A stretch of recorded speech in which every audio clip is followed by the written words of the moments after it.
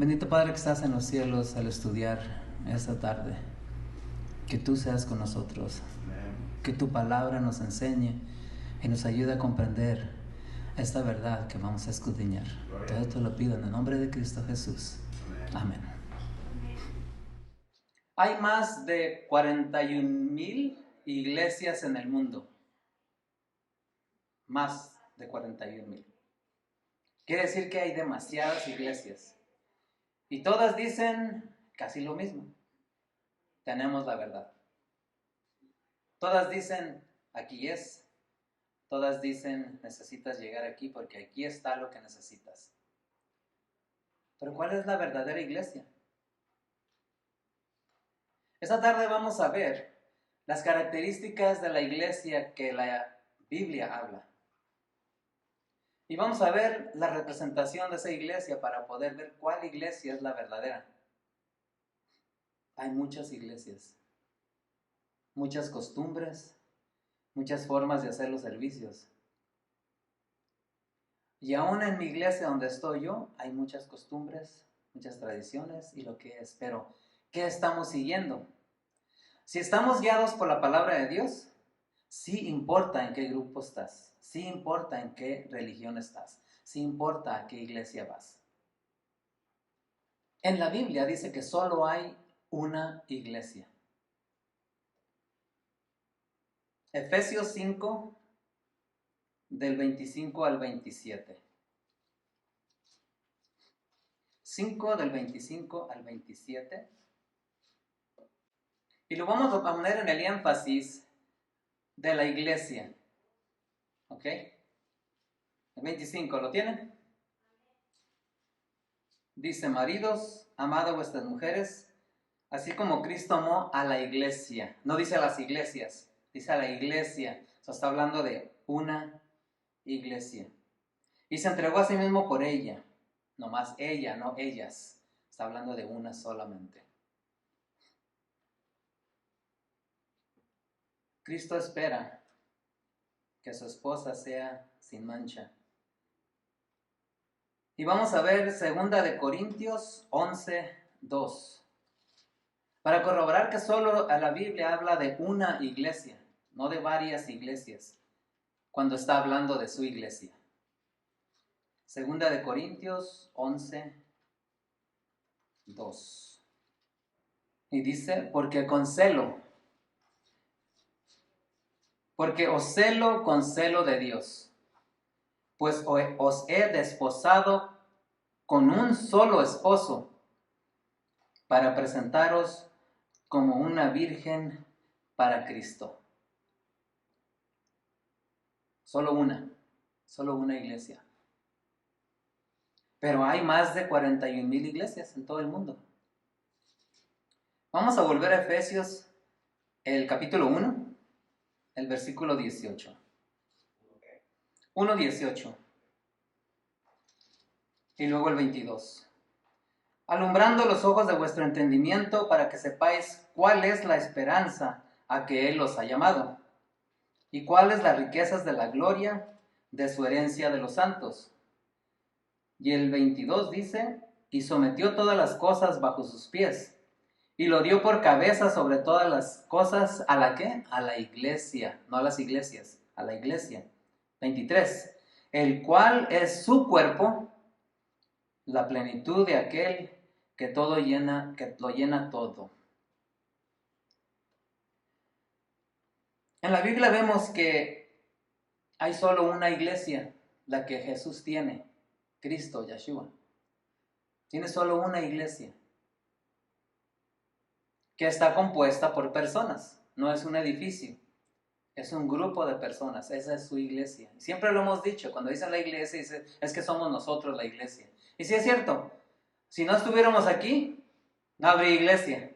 Estuviera solo este lugar, nadie, no se oiría ni un ruido porque la iglesia la hacemos nosotros.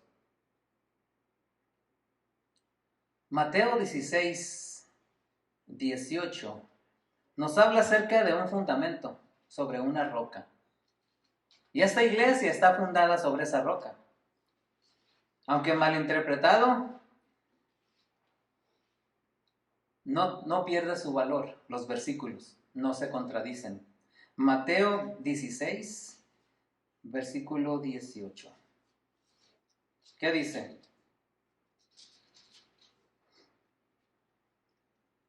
Bueno, vamos a ver desde el 15 para adelante. Los contextos de los versículos se encuentran a veces en el mismo capítulo o se encuentran en otro capítulo cerquitas de donde se escribió.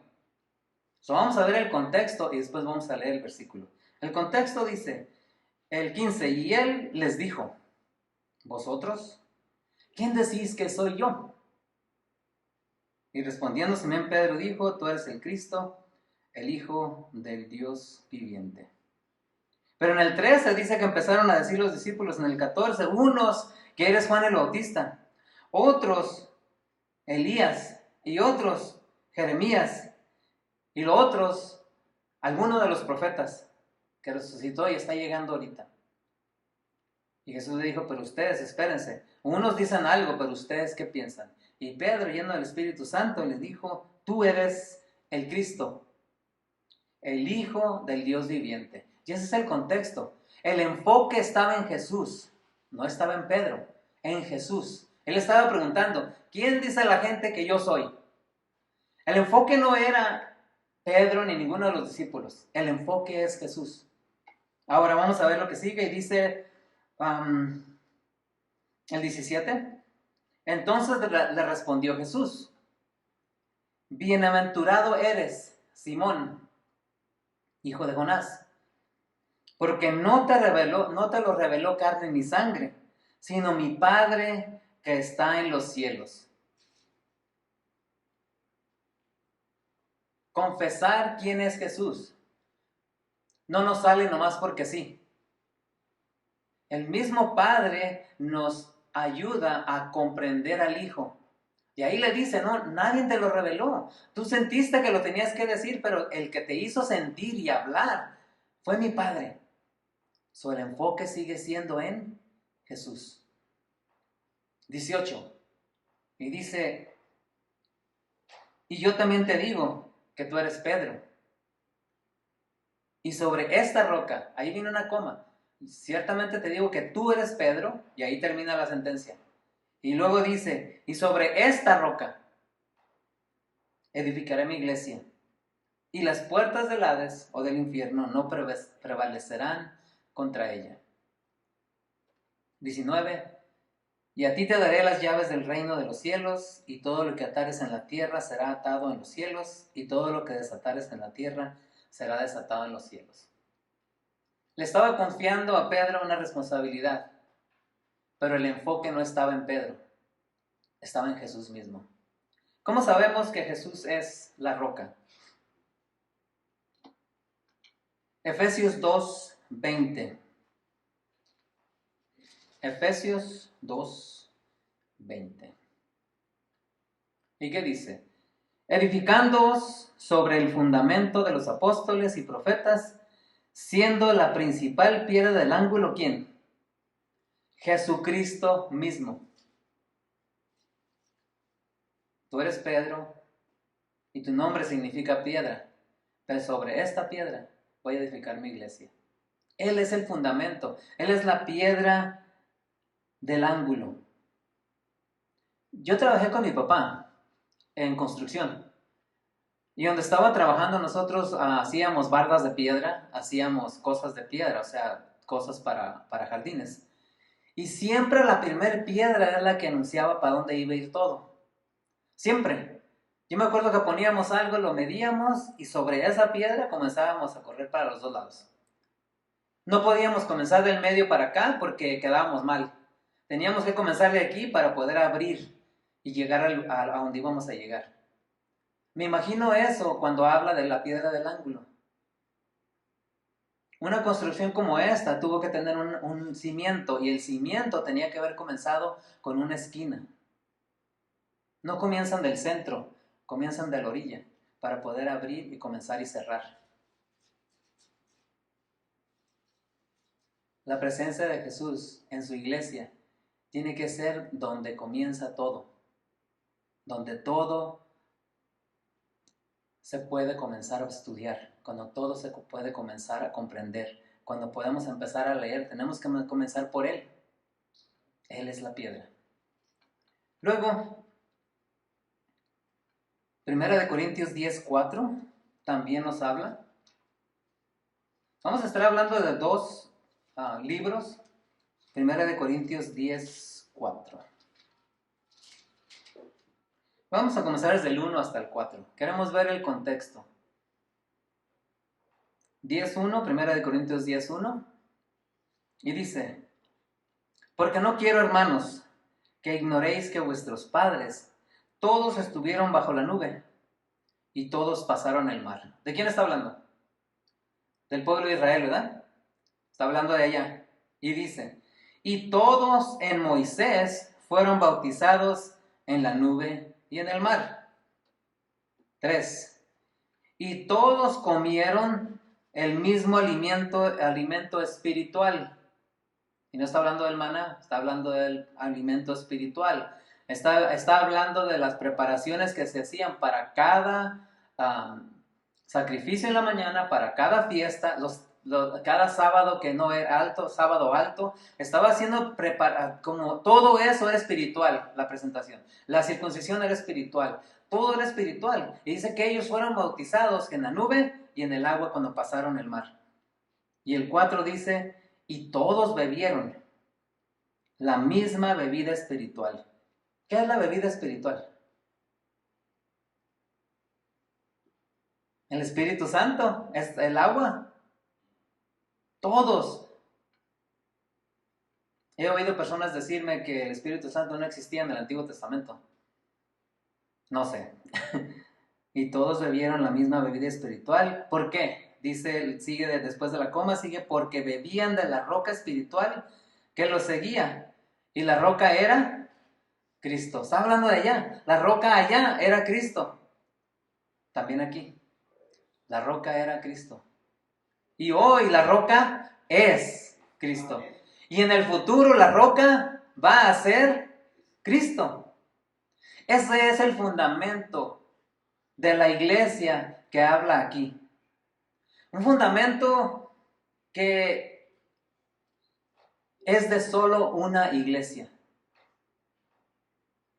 Para los que vinieron voy a repetir, hay más de 41,000 iglesias en todo el mundo. Cada quien dice: tengo la verdad. Cada quien dice: aquí es donde debes de estar. Cada quien hace sus cosas diferentes. Pero según la Biblia, solo hay una iglesia. Y vamos a ver más características en un ratito. Mateo 7, 24 al 28.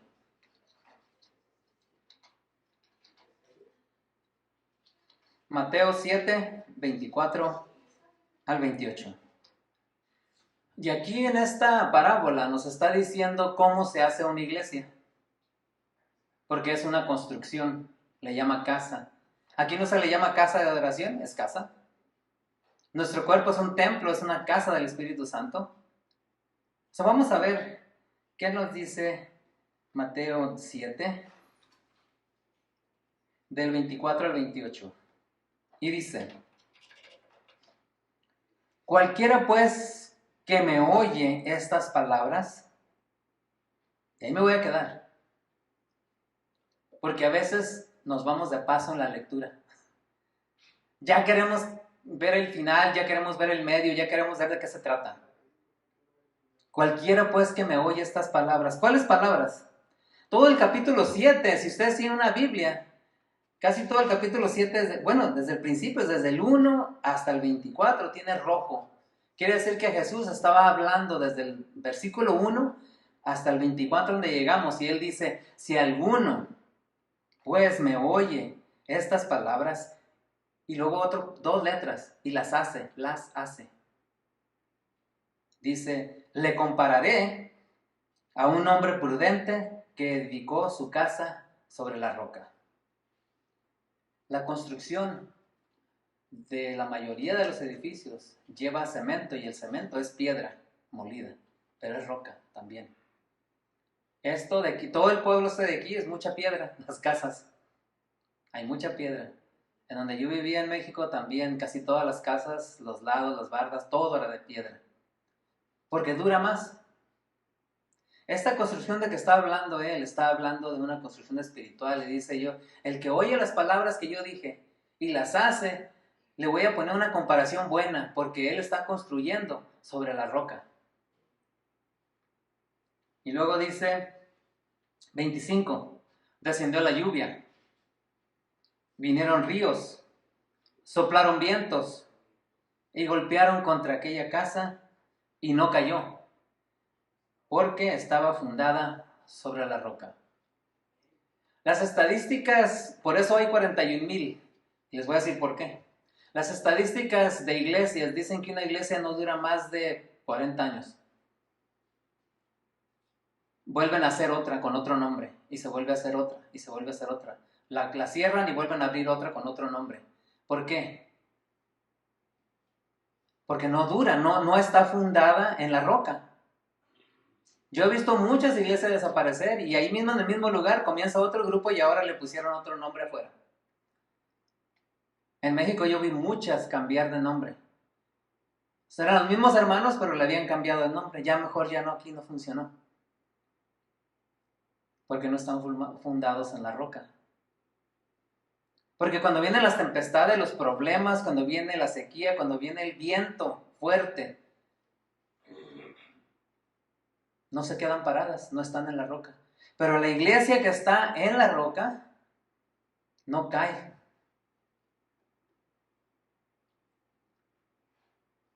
Con un poquito de orgullo cristiano les voy a decir que la iglesia donde yo pertenezco tiene más de 100 años. Ha pasado la prueba del tiempo de todas las demás iglesias. Y ahorita vamos a ver otra iglesia. Pero esta iglesia no ha caído por muchas razones. Estamos siguiendo la palabra de Dios, lo que Cristo dice que es la roca. Ahí, Mateo 7, 21 al 23, vamos a ver algo más. ¿Por qué? Vamos a ver el por qué. Nos vamos a ir atrás. Dice, porque todos dicen que aman al Señor, todos mencionan el nombre de Dios, todos alaban a Dios. Pero el 21 dice, no todo el que me dice, Señor, Señor, entrará en el reino de los cielos, sino el que hace la voluntad de mi Padre que está en los cielos. 22, muchos me dirán aquel día, Señor, Señor, ¿no profetizamos en tu nombre? ¿En tu nombre echamos fuera demonios? ¿Y en tu nombre hicimos muchos milagros? Y entonces les declararé, porque está hablando Jesús, nunca os conocí, apartados de mí, obradores de maldad. Ahora si leemos eso y luego leemos el que tiene, ¿qué dice? Cualquiera que me oye estas palabras. ¿Vieron el contexto? Les estaba primero diciendo, no vale de nada que tú estés diciendo Señor, Señor, Señor y no haces su voluntad. Porque el día que tú vengas a mí, tú no lo hiciste para mí, lo hiciste para ti. Y yo te voy a decir, no te conozco, nunca tuvimos una relación. Porque no estuviste fundado en la roca. Te va a desechar Dios. Y él mismo dice, no os conozco. No dice no, o sea, no dice allá, dice, te voy a decir que no te conozco. Entonces, mi iglesia y la iglesia que yo conozco en la Biblia tiene algunas características.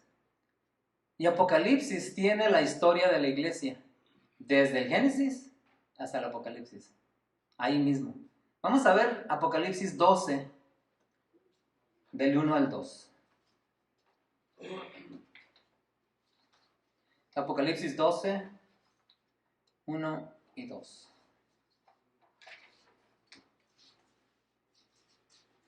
Y dice, apareció en el cielo una gran señal, una mujer vestida de sol, como la luna, con la luna bajo de los pies, y sobre su cabeza una corona de 12 estrellas.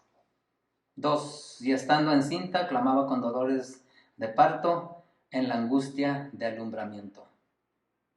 A grandes rasgos, la iglesia del tiempo de Jesús estaba esperando su advenimiento. y había un sufrimiento tremendo. Todas las mujeres querían, las que estaban embarazadas, decían, yo quiero que aquí nazca Jesús, que sea el niño que traigo yo. Aquí está hablando de la iglesia del Antiguo Testamento. Luego, el 3 y el 5, también apareció otra señal en el cielo, aquí un gran dragón escarlata que tenía 7 cabezas y 10 cuernos, y en sus cabezas 7 diademas. Y el 5 dice, y ella dio a luz un hijo varón, que regirá con vara de hierro a todas las naciones, y su hijo fue arrebatado para Dios y para su trono. Esta mujer tiene hijo varón. Tiene hijo varón. Hay que acordar de eso. El versículo 6, 13 y 15. La mujer huyó al desierto, donde tiene lugar preparado por Dios, para que ahí le sustente por 1260 días. Después de que Jesús fue y fue arrebatado al cielo, la iglesia sufrió mucho, tuvo que ir al desierto a esconderse. El 13. Y cuando vio el dragón que había sido arrojado de la tierra, persiguió a la mujer que había dado a luz al hijo varón. Y el 15, y la serpiente arrojó de su boca tras la mujer agua como un río, para que fuese arrastrada por el río. La iglesia sufrió persecución después que Jesús ascendió al cielo. Ahora el 7 y el 12 habla acerca de algo interesante. Después hubo una gran batalla en el cielo. Miguel y sus ángeles luchaban contra el dragón y luchaban el dragón y sus ángeles. Y el 12 dice, por lo cual alegraos cielos y los que moráis en ellos, ay de los moradores de la tierra y del mar, porque el diablo ha descendido a vosotros con gran ira, sabiendo que tiene poco tiempo. ¿Saben? Jesús, cuando murió y resucitó, cuando estaba muerto, el enemigo quiso decir, ya gané. Pero el versículo que leímos, el 12, dice, alegrados cielos y tierra y los que moráis en ella, porque el diablo ha descendido de vosotros con gran ira, que ya perdió, ese dragón ya perdió. Y el 17 nos está hablando a nosotros ahora, la iglesia de hoy. Entonces el dragón se llenó de ira contra la mujer y se fue a guerra contra el resto de la descendencia de ella. ¿Y quién es el resto? Los que guardan los mandamientos de Dios y tienen el testimonio de Jesucristo. Apocalipsis 19:10, y lo vamos a buscar, dice cuál es el testimonio de Jesucristo.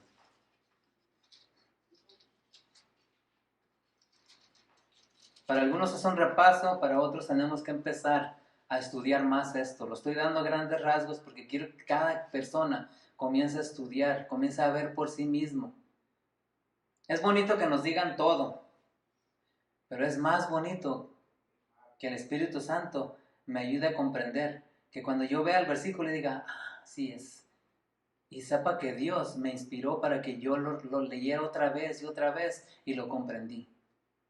Apocalipsis 19:10. Y yo me postré, es Juan, a sus pies para adorarle. Y él me dijo, mira, no lo hagas. Era un ángel. Yo soy consiervo contigo y con tus hermanos que tienen el testimonio de Jesús. Adora a Dios, porque el testimonio de Jesús, ¿qué es? El espíritu de la profecía. Entender profecías, entender lo que Dios nos ha dicho en el pasado que se iba a cumplir y saberlo bien, saberlo entender. No, tal vez no podemos explicarlo. Hay muchas personas que pueden explicar muy bien algo a otra persona, pero de aquí de enfrente es muy difícil. Y hay otras personas que pueden hacerlo de aquí y no pueden dar algo a otra persona, sino que son para exponer solamente. Cada uno tenemos dones diferentes. Y el don de profecía puede ser para mí o puede ser para beneficio de todos los demás. Es lo más bonito. Comprender el mensaje y saberlo dar es un don tremendo para Dios. El espíritu de profecía es el testimonio de Jesús. Apocalipsis 12, 17. ¿Ya lo leímos? ¿Sí? Ok. Apocalipsis 14, 12. Entonces, 14, 12. Aquí está la paciencia de los santos, los que guardan los mandamientos de Dios y la fe de Jesús. Si estamos hablando del grupo de personas que van a formar la iglesia de Cristo, tienen que tener estas cualidades. No podemos juzgar las demás religiones. Puede que las tengan estas cualidades. No sabemos. Puede que ellos en lo que saben están haciendo la voluntad de Dios hasta que no llegue más luz.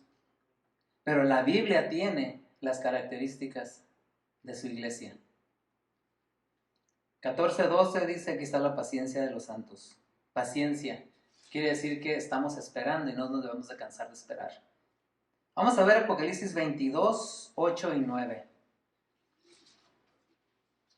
22, 8 y 9. Dice, yo, Juan, el que oyó y vio estas cosas, y después que las hube oído y visto, me postré para adorar a los pies del ángel. Por segunda vez quiere adorar a un ángel. Ha de haber sido majestuoso, grande, poderoso se ha de haber mirado. Y el ángel le dice, no, no, no. Pero aquí tenemos una lección. En el mundo puede haber, en esas 41,000 iglesias, personas que digan, adórenme. Yo soy enviado de Dios y quiero que me hagan reverencia. Quiero que me consideren como algo más que ustedes. Un ángel que tiene más autoridad, más poder, más todo, le dice, no, no, no, espérate. No me adores. Y vamos a seguirle. 8 y 9. El 8 dice, al ángel que me mostraba estas cosas, el 9, pero él me dijo, mira, no lo hagas, porque yo soy consiervo tuyo, de tus hermanos, ¿quiénes? Los profetas. ¿Va relacionado entre nosotros como hermanos la profecía? ¿Van relacionados los profetas? Estaba hablando de los profetas de antes. Yo soy consiervo tuyo, también trabajo como tú. Y así como nuestros hermanos, los profetas. Y los que guardan las palabras de este libro. Y las últimas palabras es como diciendo, adora a Dios, a nadie más. No me adoras a mí, allá está, adora a Dios.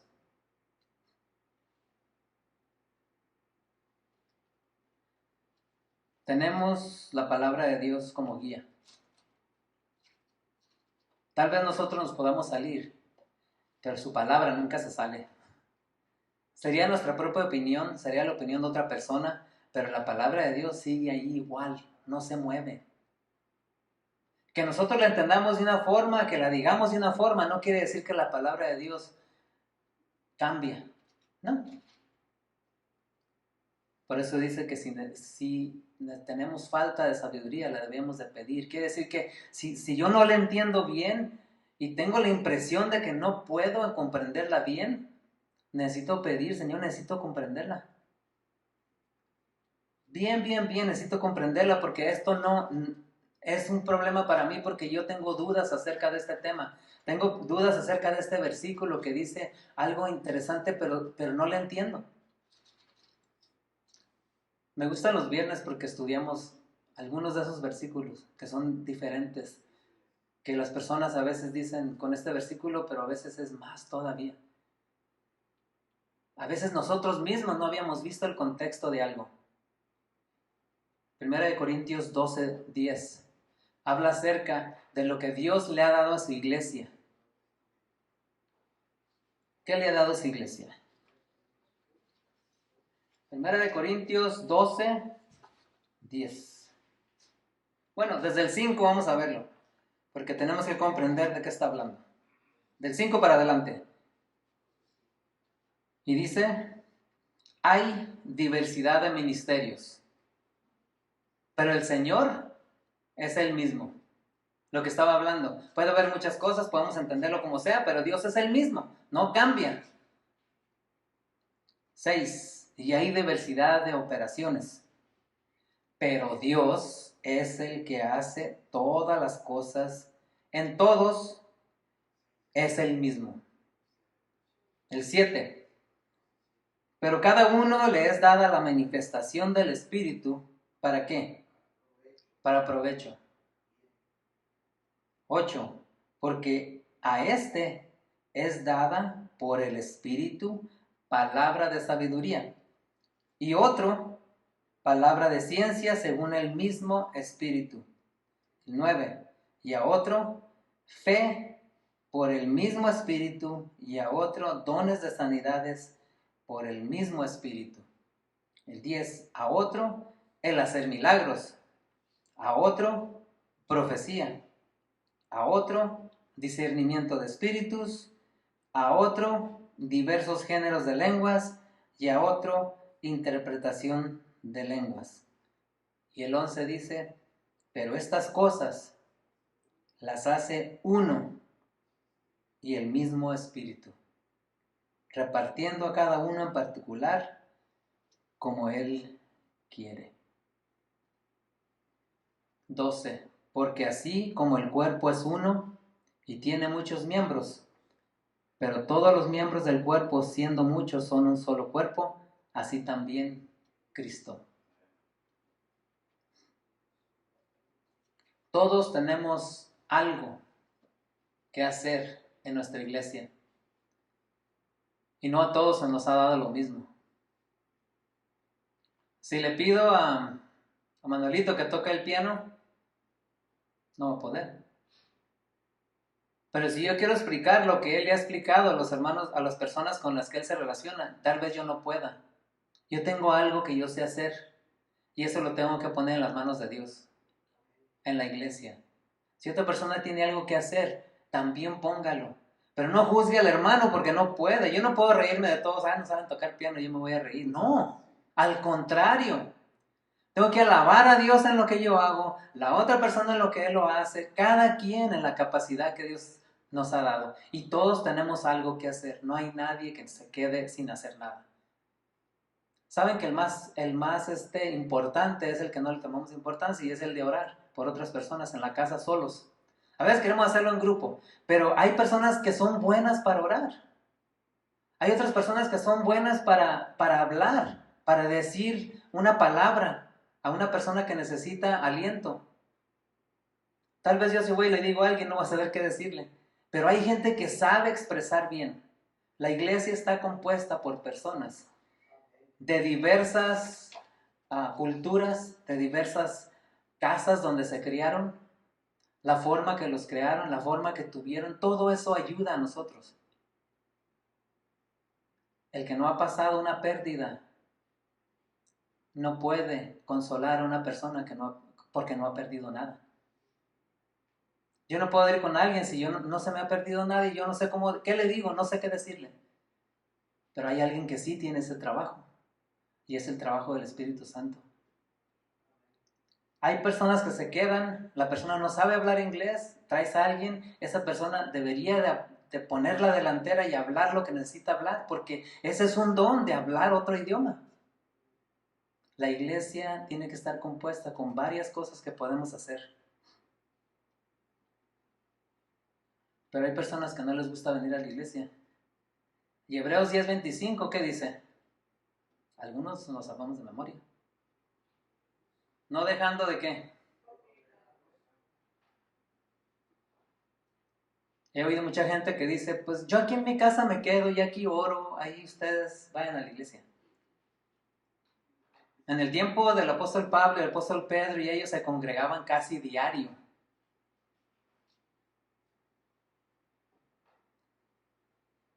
Hebreos 10:25 dice, no dejando de congregarnos como algunos tienen por costumbre, sino exhortándoos. ¿Qué es exhortar? Que no me dé miedo decirle, hermano, ven, o sea, lo voy a motivar para que venga, no es regañarlo. Exhortar no es regañar. A veces lo tomamos mal. No, exhortar no es regañar. Exhortar es decirle, mire, aquí está un versículo que dice, habla de usted, pero con mucho amor le voy a decir que hay muchos que no vienen a la iglesia. Y yo ahorita lo estoy exhortando a que venga, a tener una bendición con los demás hermanos.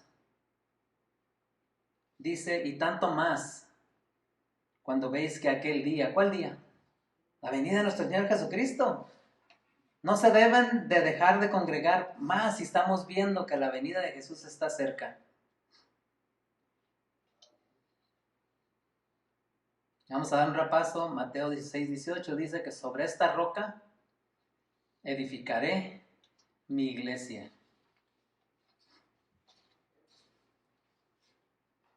¿Cómo crecían las iglesias? Busca para ella Hechos 9:31. Hechos 9:31. Hechos 9:31. Entonces las iglesias tenían paz por toda Judea, Galilea y Samaria, y eran edificadas, andando en el temor del Señor, y se acrecentaban fortalecidas por el Espíritu Santo. ¿Dónde comenzaban las casas? Ya les dije la respuesta. ¿Dónde comenzaban las iglesias? En la casa. Sorry, les iba a dar una pregunta, pero ya la dije. Todas las iglesias, hasta que no eran grandes, comenzaban en las casas, y unas se quedaron en las casas. No había edificios grandes bonitos, el único era el templo donde iban.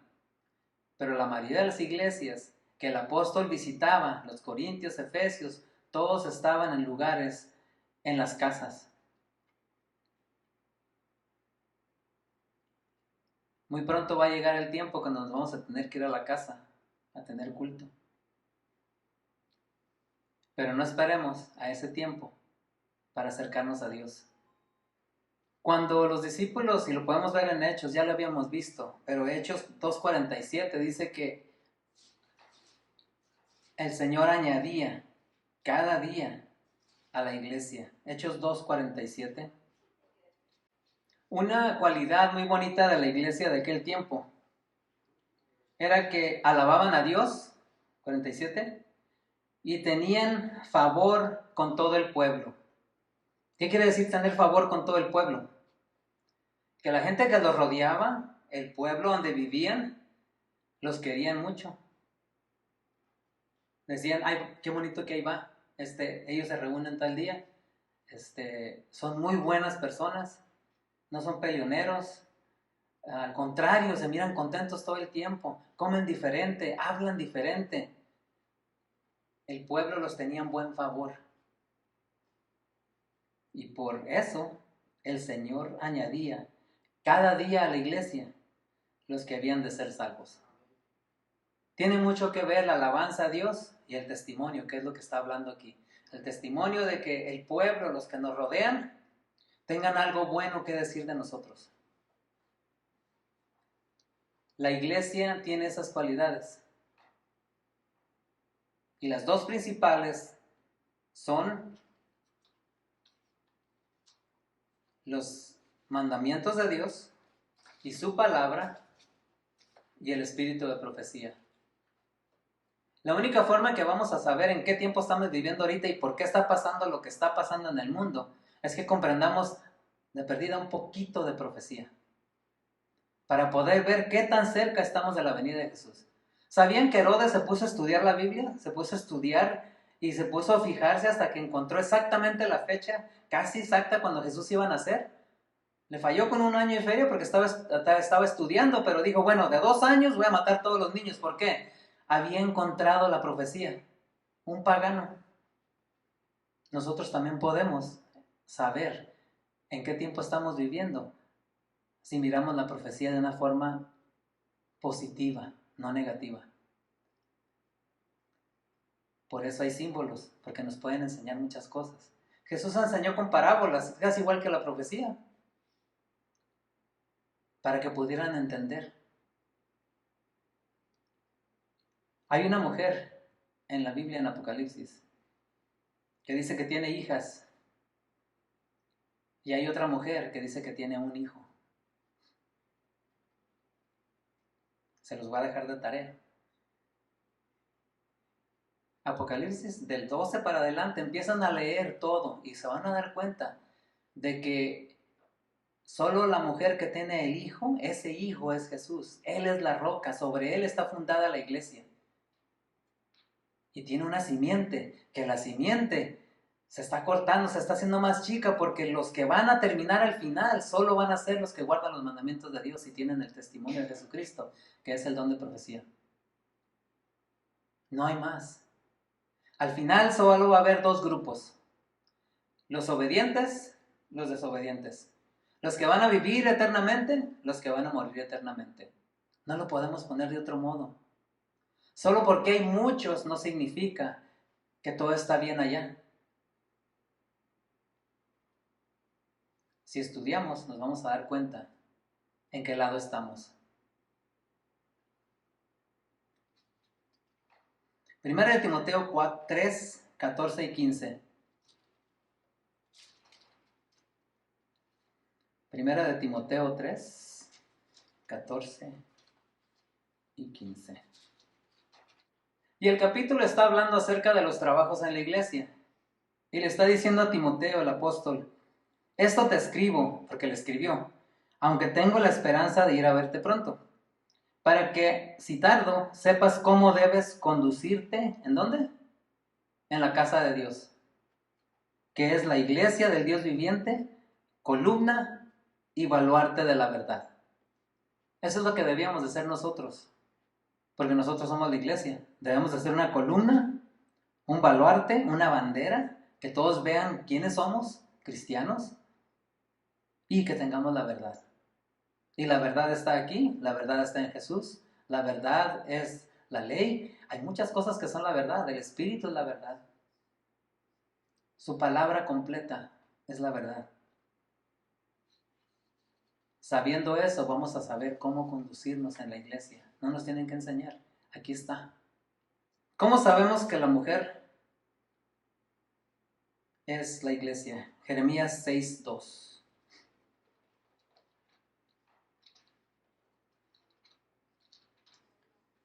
Jeremías capítulo 6, versículo 2.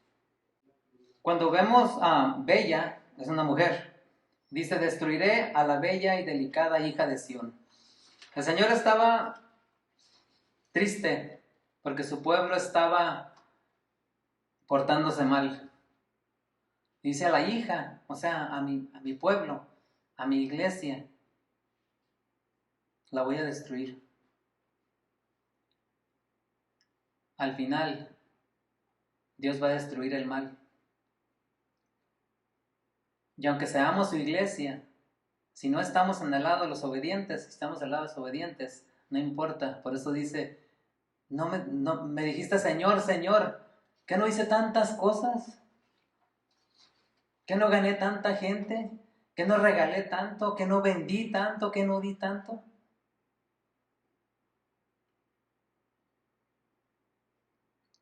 Y lo hice en su nombre, pero él ni supo que yo lo hacía por él, porque no estaba conectado. La iglesia tiene una cualidad de que tiene una conexión tan estrecha con Dios que Él puede oírnos y nosotros podemos saber que es Él. ¿Han visto las fotos de los pastores con las ovejas? La mayoría de las fotos el pastor va atrás y las ovejas van enfrente. En la foto de Jesús, ¿qué ponen? A Él enfrente y las ovejas van atrás de Él. Porque dice que oyen mi voz y saben quién soy y me escuchan. Nadie está a la fuerza. Si tú aceptas, vas tras de Él. Si no aceptas, Él está aquí esperando que tú digas: quiero regresar. Pero Él no te va a empujar, Él no te va a jalar. No. Todo es voluntario. Dice: te doy a escoger la vida o la muerte. Y todavía me da una pista buena. Me dice: escoge la vida para que te vaya bien. No nomás te deja ahí a ver cuál escojo. Es lo bonito de ir a la iglesia, de ser la iglesia, que ponemos en un ejemplo vivo de una decisión que hemos tomado, de una decisión para obediencia y para ir al cielo. ¿Cuánto tiempo vamos a estar en un lugar así? No sabemos. Pero la iglesia somos nosotros. Y si la iglesia huyó al desierto, la mujer, nosotros también podemos huir al desierto y ser la misma iglesia. Con paredes de cerros, de árboles, un arroyo, no sé. La mejor iglesia que podríamos tener. Pero en obediencia a los 10 mandamientos y con la conciencia pegada a las profecías para saber que estamos en el tiempo correcto, esperando la venida de Jesús. Él viene pronto y viene a buscar un pueblo preparado. Yo les invito a que en esta noche nosotros nos preparemos. Estamos viendo más acerca de lo que hablé, hay más. Podemos, de un versículo de 2 o 3 que di, podemos hacer un tema grandote. Grande, porque podemos hacerlo, empezar a decir, Señor, por favor, enséñame. Enséñame qué quiere decir lo que hablamos en Mateo. Quiero buscar algo que yo sepa, que voy a poder comprender. Dame un diccionario, alguien que me diga. Pregunten. Cuando Cristo venga solo va a haber 2 grupos. Todavía hoy hay 2 grupos en la iglesia. Pero al final los ángeles se van a encargar de separar la gente de la iglesia. Nosotros no podemos.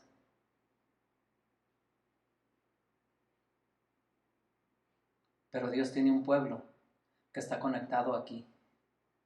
No por fuera, está conectado por dentro. Porque afuera de esas 41,000 iglesias o más, hay muchas personas que tienen una conexión, tal vez mejor que la que yo tengo. Ellos tienen todavía más estudio del que yo tengo. Y están más acercados a Dios.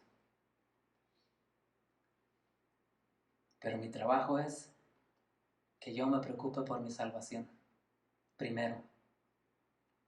Cuando yo estudié preparación para terremotos y desastres en California, nos hicieron una pregunta que casi todos la fallamos. Creo que todos la fallamos.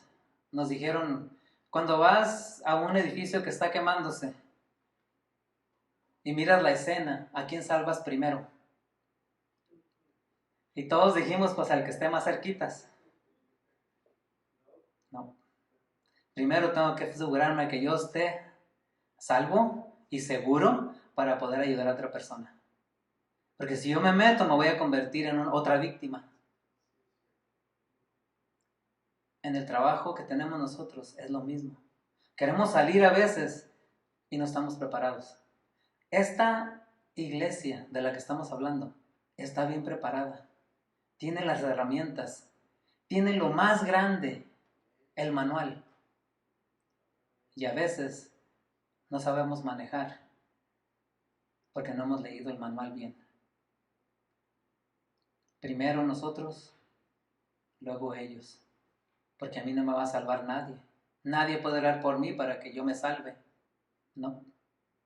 Puede orar por mí para que yo cambie, pero todavía falta que yo quiera cambiar. Cuando le pedimos por las personas, hay que pedirles de que Dios les hable al corazón y que ellos puedan hacer la mejor decisión para vida eterna. Y que ellos puedan ser tocados por el Espíritu Santo para hacer esa decisión. Vamos a ponernos de pie para orar.